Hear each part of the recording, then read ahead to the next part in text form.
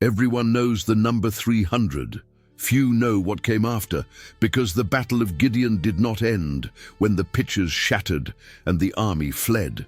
It ended with 120,000 men dead, 2 kings executed personally by Gideon, and entire cities punished for refusing to help. This is not the story of the victory. It is the story of what the victory cost. To understand the weight of that number, you need to understand where it came from. 120,000 is not a rounded estimate. It is not a warrior's hyperbole told around a campfire.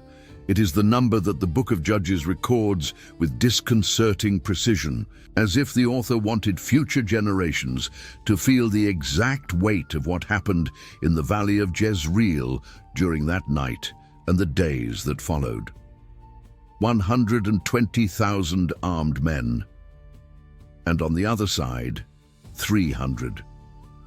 But before reaching that night, you need to understand what had happened in the 7 years before it, because no battle begins on the battlefield. It begins much earlier, in the decisions that created the problem, in the years of humiliation that accumulated the pressure necessary for someone to finally explode. Israel had entered a cycle that the Book of Judges describes with brutal honesty. The people abandoned the principles they had received and as a consequence lost the protection that followed from that alignment. It was not the first time this had happened. It would not be the last. But that particular round of the cycle was different in intensity. The Midianites were not merely military enemies. They were an existential survival threat that operated in a way no previous conqueror had used with such efficiency. To understand who the Midianites were, you need to go back several centuries before Gideon. Midian was a son of Abraham by Keturah, the woman he took after the death of Sarah. This means that the Midianites and the Israelites were peoples of close Semitic origin. They were not total strangers. They were something more complicated than that.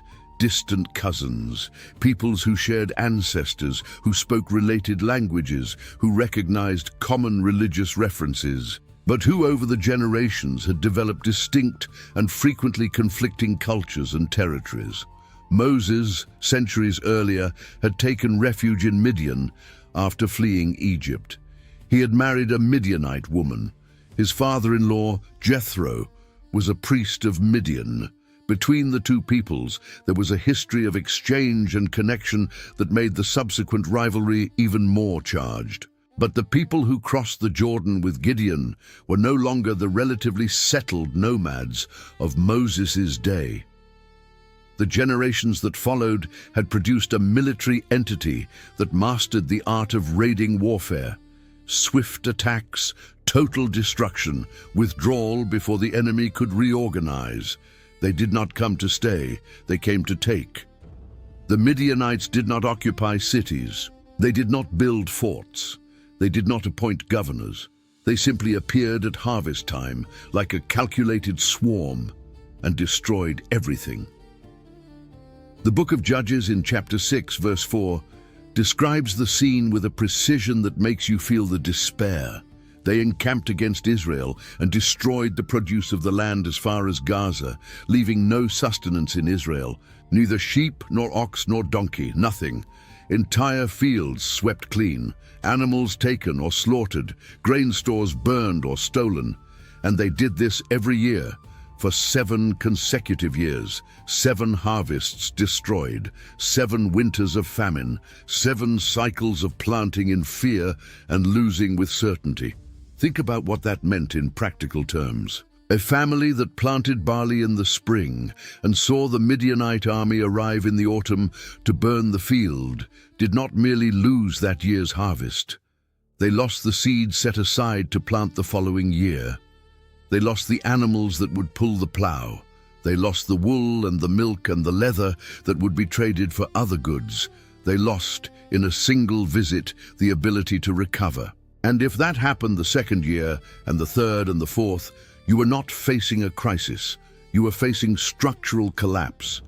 The children born in the first year of oppression were 6 years old when Gideon was called. They had never seen a complete harvest. They had never slept without the fear that the men with camels would arrive in the morning. The word the text uses to describe the Israelites in that period is impoverished, not merely hungry, but structurally weakened. The population had scattered into caves in the mountains, hidden in the clefts of rocks, refuged in the high places, inaccessible, where the Midianite camel herds could not climb, because that was another thing that made the Midianites different. They traveled with camels, and their allied Amalekites as well. The text says they were like locusts in multitude, and that their camels were as countless as the sand of the seashore. This is not poetry. It is a description of logistical mobility that the Israelites simply had no way to counter with traditional methods. Camels changed the calculus of war in a way that is not immediately obvious to those who think of them merely as slow pack animals. An adult camel carries approximately 250 kilograms and can maintain a trotting pace for hours without water.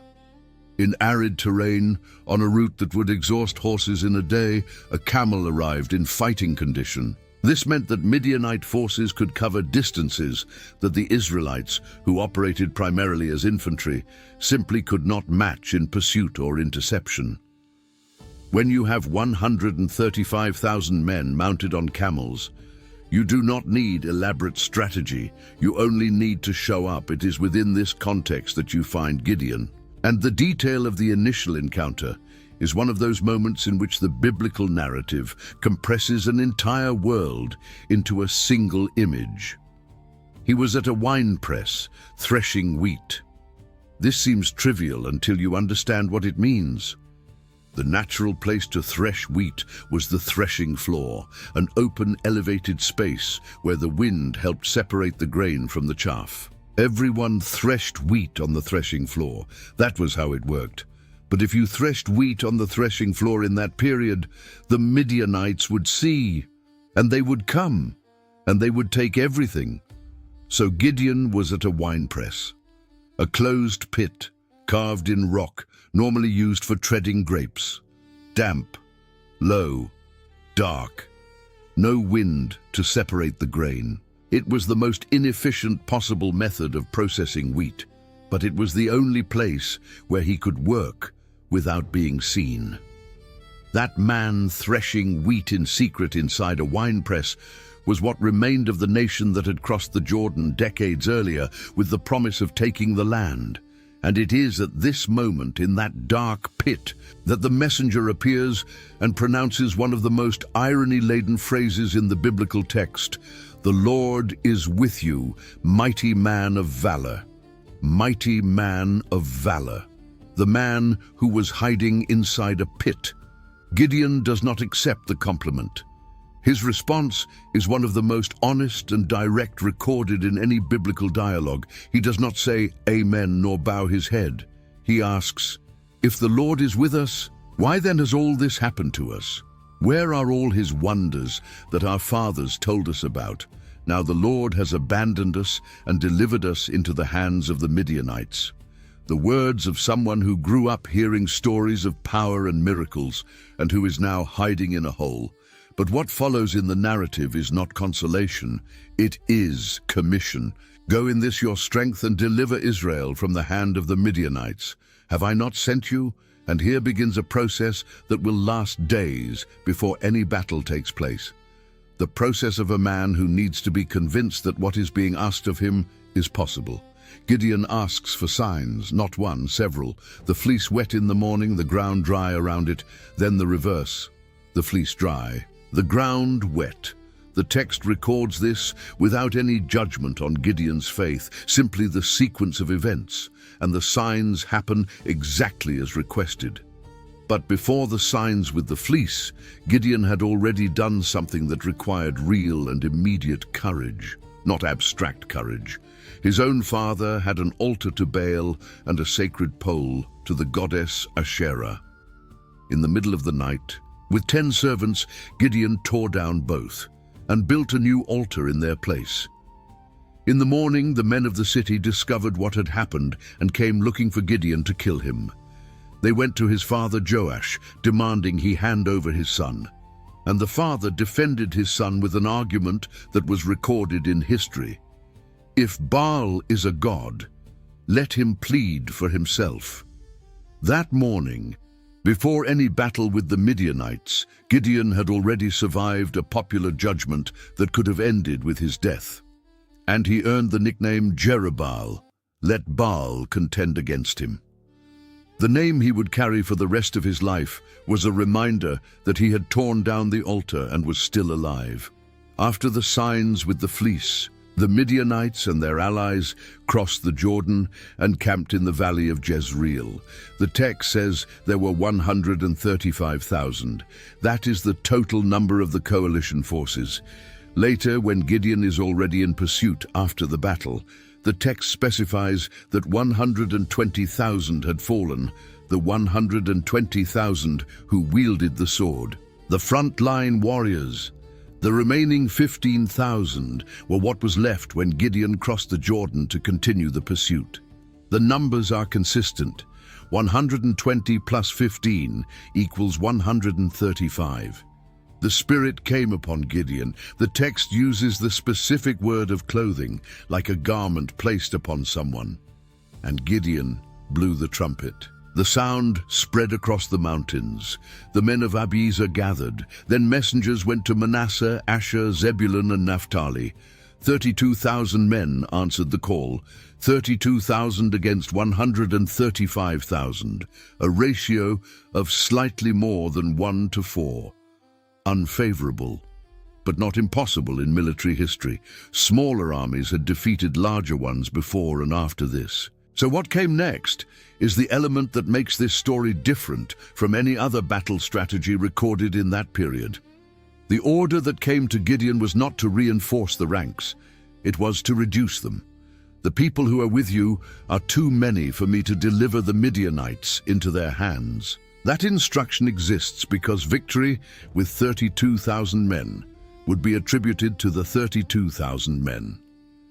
And the lesson that battle was meant to teach to history could not coexist with that interpretation. The first reduction was simple. Whoever is fearful and afraid, let him return. 22,000 men turned their backs and went home, 2/3 of the army. From 32,000 to 10,000.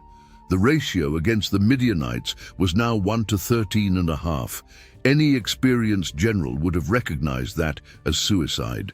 But the 10,000 was still too many. The second reduction was the strangest. Bring the people down to the water, and I will test them for you there. And the separation was made by a criterion that, on the surface, seems so random as to be unsettling. Those who lap the water with their tongue, as a dog laps, you shall set them to one side, and those who kneel down to drink, to the other side. 300 men lapped, bringing water to their mouths with their hands. 9,700 knelt down, the 300 stayed, the 9,700 were sent away. Generations of interpreters have tried to find the meaning of the criterion. Some said those who lapped water with their hands remained more alert, eyes on the horizon, in a combat posture, even while drinking. Others said it was a pure demonstration of principle, that the number and the method did not matter because the victory depended on neither the number nor the method. The text itself does not explain the criterion.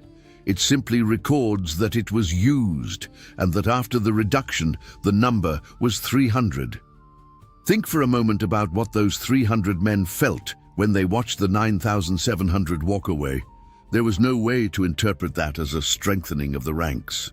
There was no way to look at the Midianite camp in the valley, 135,000 men with their camels, with their standards, with their noise that must have carried to the mountains, and feel that the outnumbered side was getting stronger. What was happening was, objectively, the shrinking of an already disadvantaged army to a ratio that had no name in any military manual. 1 to 450, approximately. And those 300 men stayed. The text records no complaint, no request for explanation, no additional desertion after they saw the size of what remained. They stayed, each one with his trumpet, each one with his pitcher, each one with his torch. 300 men, 135,000 on the other side of the valley. That night, before the battle, something happened that the text records with careful attention to Gideon's psychological state. The instruction was to go down to the Midianite camp, and there was a clause. If you are afraid to go down, go with your servant Purah, and you will hear what they say, and afterward your hands will be strengthened. Gideon went down with Purah. What the two of them heard was a Midianite soldier telling a dream to another. I dreamed that a loaf of barley bread tumbled into the camp of Midian, came to a tent, struck it, and it fell and turned upside down. The companion responded immediately, "This is none other than the sword of Gideon son of Joash, a man of Israel, a loaf of barley bread." Barley was the humblest, cheapest grain, the food of the poor. The image in the dream was not an imposing warrior, not a gleaming sword, not an army. It was a barley loaf rolling by itself until it knocked down a war tent. And the Midianites, upon hearing the dream, immediately associated it with the enemy they were about to face. Gideon heard that and worshipped. Then he returned to the camp of Israel and gave the order, "Arise, for the Lord has delivered the camp of Midian into your hand." The strategy Gideon assembled for that night had no precedent in any military manual. Each of the 300 men received a trumpet, an empty pitcher, and a torch inside the pitcher. 3 columns of 100 men each were positioned around the camp. At approximately 11 o'clock at night, roughly the time when the guard had just been changed, the moment when the old guards were already withdrawing and the new ones were still adjusting, Gideon gave the signal. To understand why the hour of the guard change was chosen, you need to understand how nighttime surveillance functioned in a military camp of that era. Guards were divided into shifts of approximately 4 hours. At the beginning of each shift, there was a transition period in which the soldier who had just awakened was still orienting his eyes to the darkness, still adjusting his hearing to the new environment, still calibrating what was normal and what was a threat. It was the moment of greatest perceptual vulnerability in the entire shift. Gideon chose exactly that moment, not by accident. 300 pitchers shattered at the same moment. The sound of earthenware exploding against rocks in the silence of the night was unlike any other sound a camp would expect to hear at that moment. The torches, previously hidden inside the pitchers, were raised. 300 points of fire around the camp, and 300 trumpets sounded together, followed by the cry, "The sword of the Lord and of Gideon." Think about what that sound meant to those inside the camp. 300 points of light surrounding a camp of 135,000 men. Mathematically, it was minimal coverage, 1 point of fire for every 450 men. But in the dark, without context, without depth of reference, without any way to know how many men stood behind each torch, the perception was of total encirclement. The human mind under panic does not calculate ratios. It registers presence all around and interprets it as threat all around. What happened next inside the Midianite camp was precisely what Gideon had calculated, or what had been calculated by the one who had instructed him. The army awoke to total chaos. Points of fire at every angle, the sound of breaking, the sound of metal, coordinated shouts. In the darkness, with sounds coming from all sides, the logic of collective defense for a soldier abruptly awakened is simple. If there is an enemy all around, then any figure I do not immediately recognize as my companion is an enemy. The text of Judges chapter 7 verse 22 is economical and terrifying. When the 300 blew the trumpets, the Lord set every man's sword against his companion throughout the whole camp. And the army fled to Beth-Acacia towards Zerera, as far as the border of Abel-Meholah by Tabbath. The Midianite army destroyed itself from within. 135,000 men, awakened with a start in the dark, surrounded by fire and sound from all sides, began killing one another. The word the Hebrew text uses to describe what the Lord did is precise. He set the sword of each man against his brother, in the dark, with similar uniforms, with dialects that blended together, with the panic that dissolves the capacity for facial and auditory recognition. Friends became enemies in seconds. And when a soldier sees his companion attacked by another beside him, panic multiplies geometrically. The self-defense reaction of one who believes he is being attacked generates a new victim, which generates another self-defense reaction, which generates another victim. Within minutes, the camp had become a battlefield with no external enemy. Only terrified men killing and being killed by their own comrades. Modern military scholars who have analyzed this battle identify what happened that night as a classic case of an army's moral collapse. The point at which internal cohesion dissolves and individuals cease to function as a unit and begin to act on individual survival instinct. Armies that collapse morally do not need to be defeated militarily. They destroy themselves. And the speed with which that happens is directly proportional to the intensity of the trigger that set off the collapse. Those who managed to run, ran, and they ran far, to Beth Acacia, to Zerera, to Abel Mahola. 3 different directions, which means the collapse was neither organized nor uniform. It was the disordered dispersion of an army that had ceased to be an army, and become a crowd of terrified men running in whatever direction seemed to be away from the fire.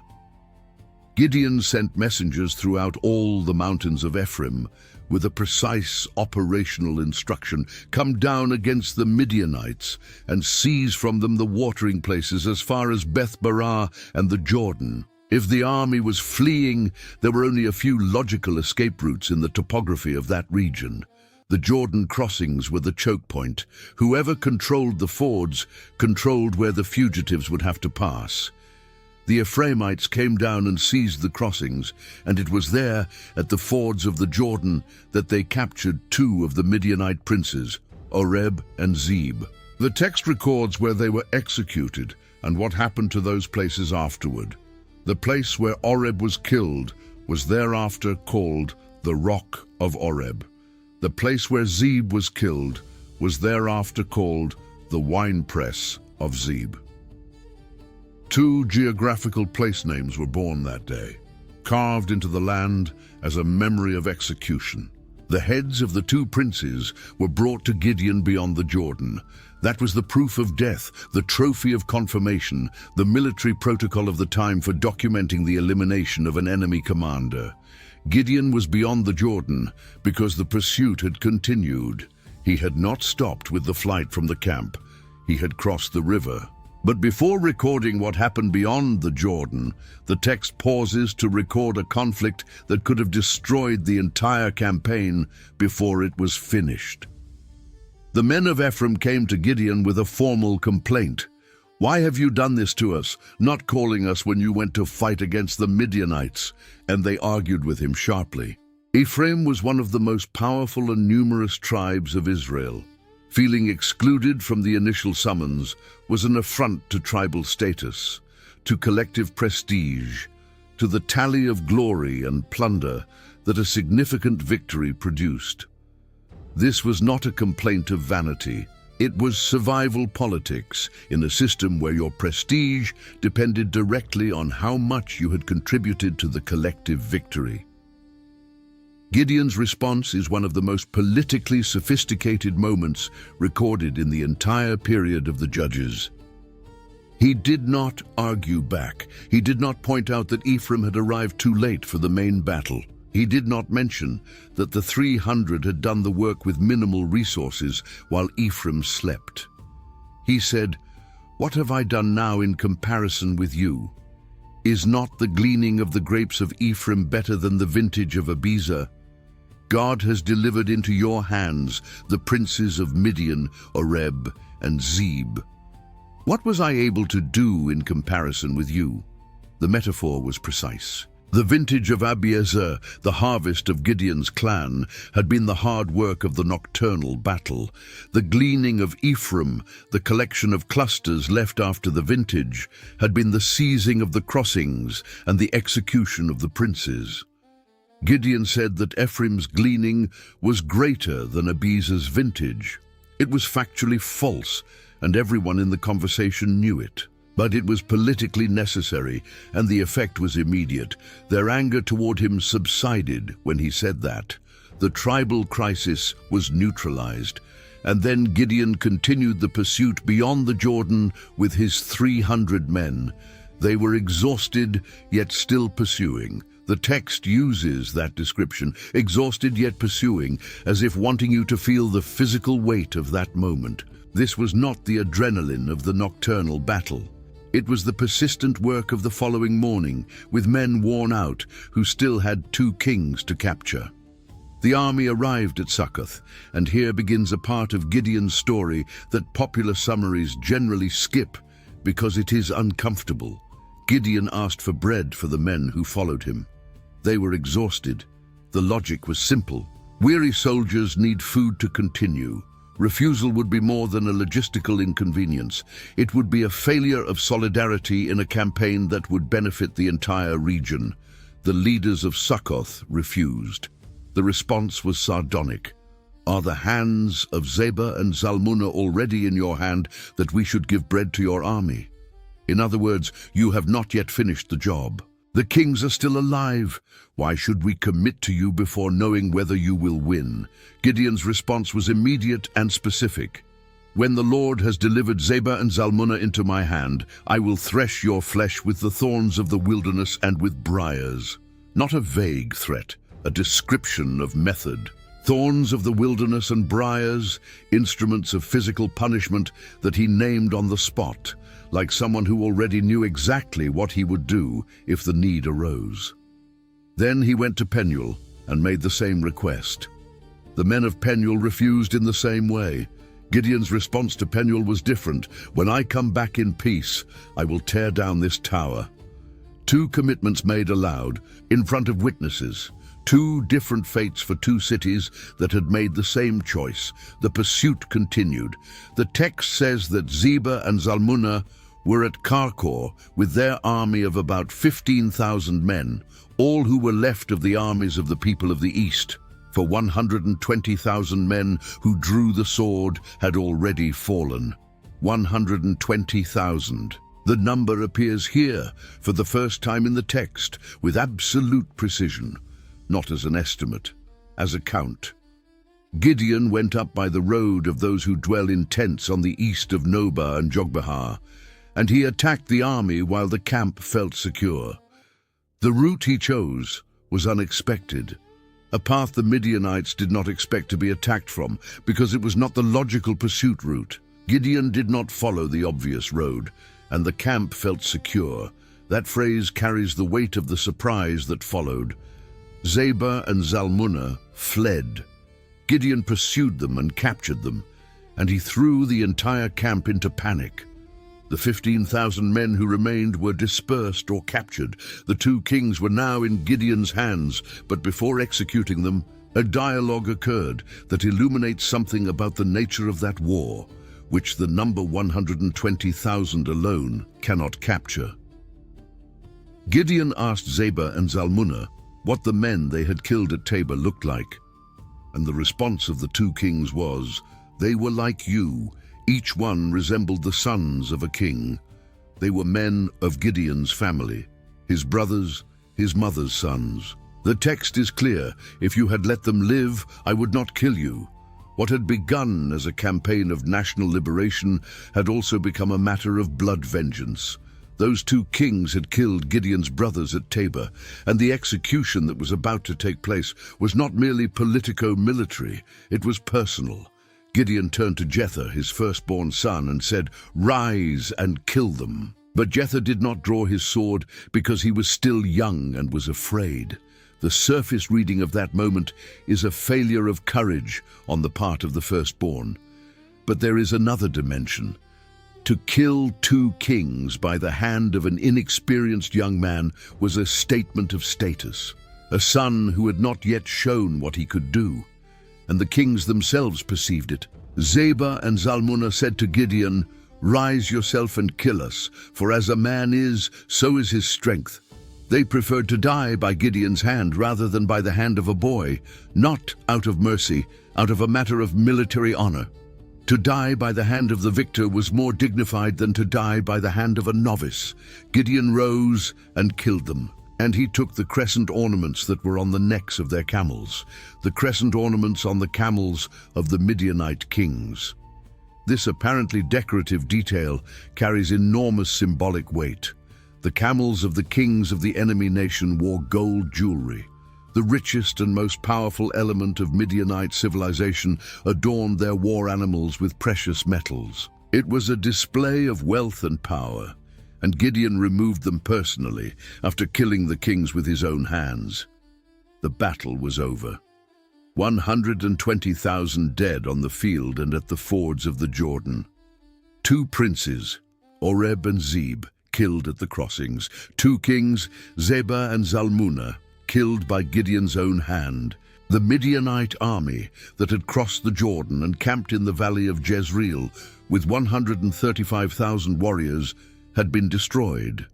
Now Gideon would fulfill his promises. He returned by the road up to Heres, and at Succoth he seized a young man from among the men of the city and interrogated him. And the young man wrote down for him the leaders of Succoth and its elders, 77 men.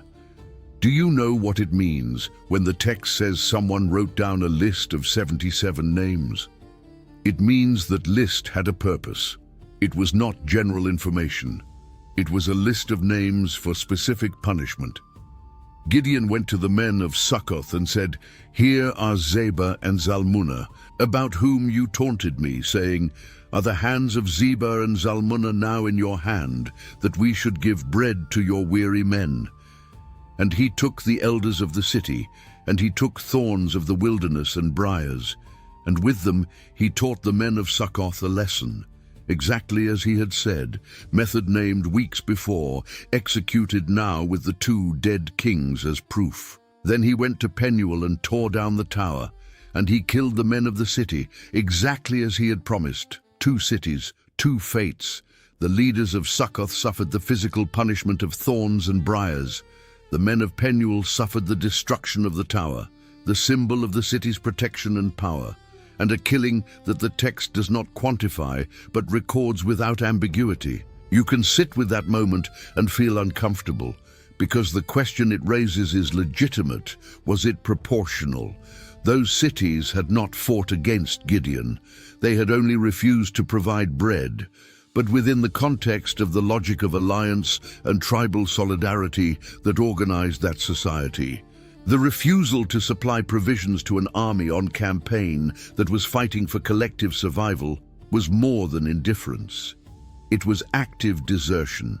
It was saying, "I do not care whether you win or lose. I will not risk my resources for your cause." And Gideon had made clear before leaving that he had been paying attention. The Israelites said to Gideon, "Rule over us, both you and your son and your grandson, for you have delivered us from the hand of the Midianites." The offer was a hereditary monarchy. You will govern, your children will govern, your grandchildren will govern. It was the natural response of a people who had been saved from 7 years of humiliation and who wanted to ensure that the protection would continue. Gideon said, "No, I will not rule over you, nor shall my son rule over you. The Lord shall rule over you." That is the most politically and spiritually sophisticated response in the entire book of Judges up to that point. And it is also where the last and strangest part of Gideon's story begins, because he refused the crown. But he asked for gold. He asked that each man give him an earring from his plunder, for they had gold earrings, because they were Ishmaelites. And the text details with the characteristic precision we have already noticed. The weight of the gold earrings he asked for was 1 talent and 700 shekels of gold, besides the crescent ornaments and the pendants and the purple garments that were on the kings of Midian, and besides the chains that were on the necks of their camels, 1 talent of gold. That measure corresponds to approximately 34 kilograms, plus 700 shekels, which is approximately 8 kilograms, plus all the ornaments, pendants, garments, and camel chains belonging to the kings. The total was a considerable private fortune by any standard of that period. With that gold, Gideon made an ephod. The ephod was originally a priestly garment, part of the high priest's equipment. The original instruction for the ephod is in the book of Exodus, with detailed specifications of how it was to be made and by whom it was to be worn. It was a specific piece of clothing with precious stones representing the 12 tribes, worn only by the high priest in the exercise of his duties in the tabernacle. It was not just any object. It was functional, specific, laden with meaning and restriction. Gideon made one and placed it in his city, in Ophrah. The problem was not making an ephod. The problem was where and how. Placing it in Ophrah, outside the context of the legitimate sanctuary, outside the priestly lineage, in a place that was not the designated space for that kind of object. This transformed something that had been an instrument of legitimate inquiry into an autonomous religious presence, available for any interpretation, vulnerable to any use. A chef's knife placed on an altar is no longer a chef's knife. It is an object of worship, and the distinction matters. And all Israel played the harlot with it there, and it became a snare to Gideon and to his house. That is the most disturbing verse in Gideon's story. The man who had torn down the altar of Baal by divine command, who had told the people that neither he nor his sons would govern, that same man created an object that became a point of idolatry for the entire nation. The liberator who refused the title of king did not refuse the gold, and with the gold he refused to use for a crown. He created something that caused exactly the kind of problem that his work had been in part meant to resolve. This is not a moral judgment imposed from outside. The text itself makes the judgment. It became a snare to Gideon and to his house. The Hebrew word used for snare in that passage is mokesh, the same word used in other contexts for hunting traps, for objects that capture those who draw near without perceiving the danger. It was not merely a mistake, it was a mechanism of capture. Something that appeared innocent or even sacred, and which in practice functioned as a trap for whoever touched it. Gideon's ephod was mokesh for him and for his descendants. The word chosen is precise and somber. The man who had survived the death sentence proposed by the inhabitants of Ophrah when he tore down the altar of Baal, who had endured 2 fleece signs, who had reduced his army from 32,000 to 300. Who had crossed the Jordan with exhausted soldiers to keep 2 kings from escaping. That man, upon returning with the gold of the dead enemy, had created the next problem for the nation without realizing he was doing it. The text records that the land had rest 40 years in the days of Gideon. 40 years is an entire generation. People born after the last Midianite invasion grew up without ever having seen the camels coming down through the valley at harvest time, without having known the smell of burning grain or the sound of herds being taken by strangers. An entire generation grew up knowing they had been saved by 300 men with torches and clay pitchers in a night that should have been impossible. 40 years of peace also means 40 years of complete harvests. 40 years of animals that made it through the winter. 40 years of children growing up without the visceral memory of the fear of raids. 40 years in which people came down to open threshing floors to thresh wheat without needing to hide their work inside a dark winepress. The contrast with the 7 preceding years was total, and the silence that the battle had created was not merely the absence of war. It was the presence of something those people had almost forgotten was possible: normalcy. The question that period of peace raises, which the text does not answer directly, is what Gideon did with those 40 years. He had refused the crown. He had clearly said that neither he nor his sons after him would govern. But he had 70 sons and a position of unequivocal prestige following the victory he had led. The text does not describe his daily life during that period.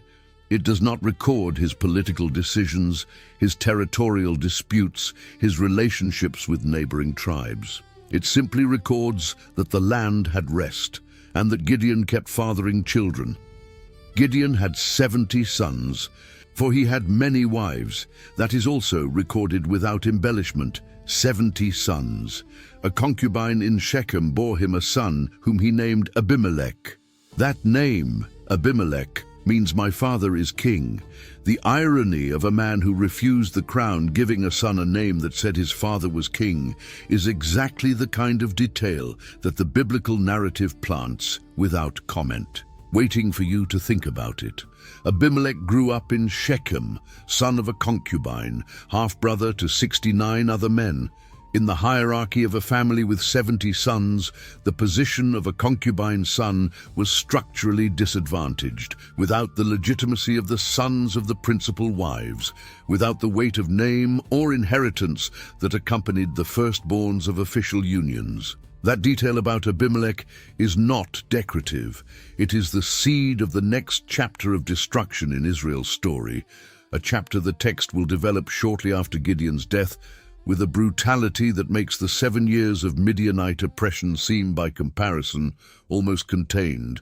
But that is another story.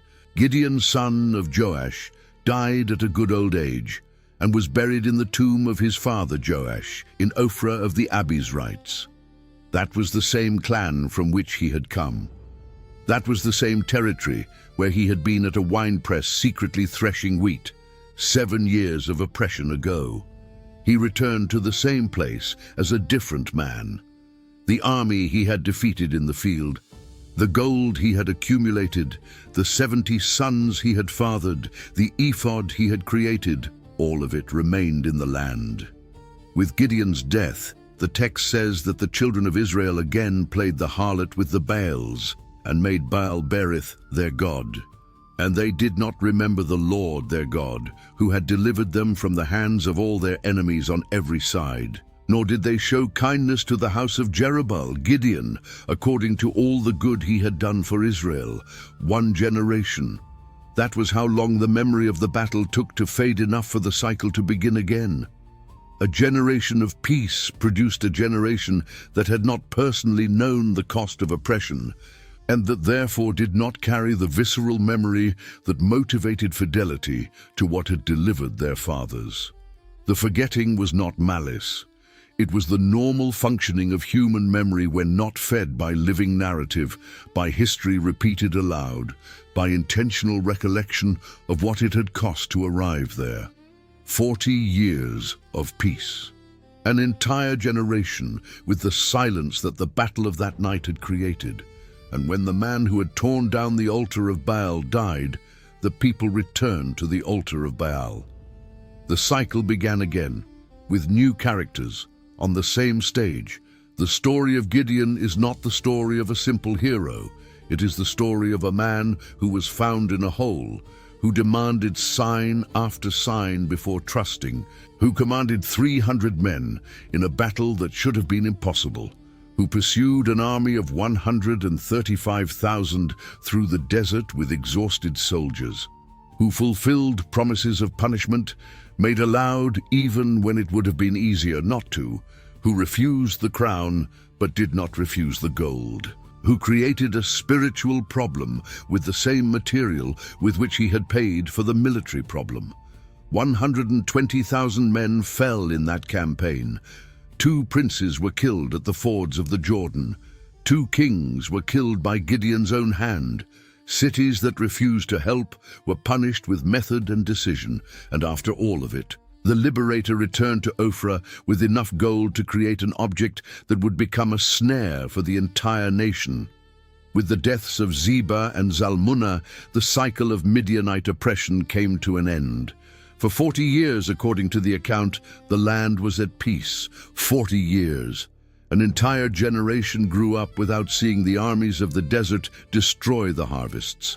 Without sleeping in fear of enemy encampments at dawn, Gideon lived to see that silence. He saw children born who had never known terror. He saw fields harvested with no one coming by night to burn them. The man who began by hiding wheat in a grape press so as not to be seen by the Midianites ended his life as the father of a nation that breathed without fear. Sometimes the story of a battle only makes sense when you see what grew in the silence it created.